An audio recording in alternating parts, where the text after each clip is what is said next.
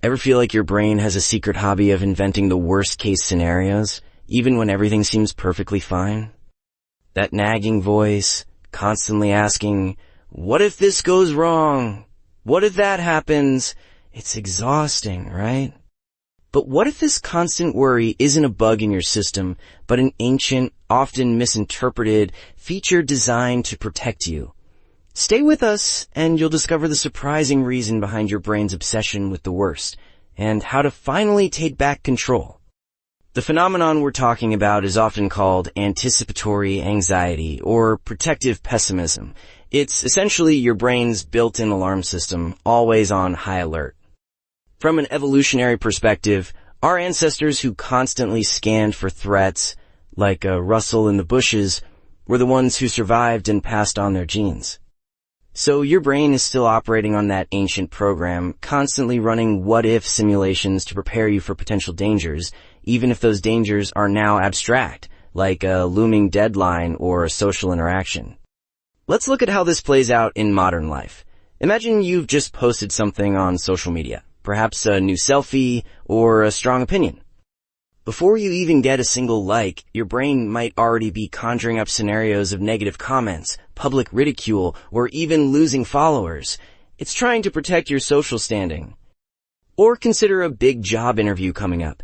Instead of focusing on preparation, you might find yourself replaying every potential question, imagining stumbling over your words or completely blanking out. Your brain, in its protective mode, is trying to anticipate every possible failure to prevent it, creating a mental rehearsal of disaster scenarios. Even on a dating app, before you've even met someone, your mind might already be imagining ghosting, an awkward first date, or devastating rejection. This protective pessimism tries to shield you from emotional pain by preparing for the worst, but often just causes that pain prematurely. The key takeaway is that your brain isn't trying to torment you. It's trying to help, albeit in an outdated and often unhelpful way. So how can we redirect this powerful energy from debilitating anxiety to constructive planning? First, acknowledge and reframe. When you catch yourself worrying, instead of fighting it, say to yourself, my brain is just trying to protect me. Thank you, brain, for looking out for me.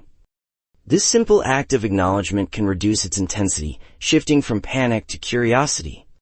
Second, channel that energy into proactive problem solving.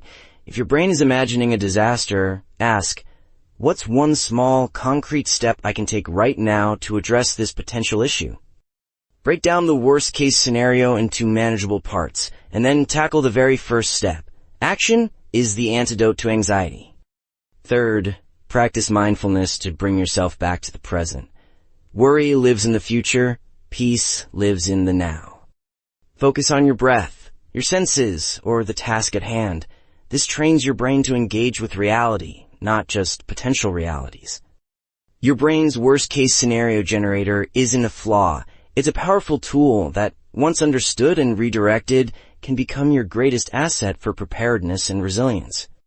If this video helped you understand your brain a little better, give it a like and subscribe to Everyday Psychology for more insights into the amazing world of your mind. What's one worry you'll try to reframe today? Share in the comments below, and we'll see you in the next video.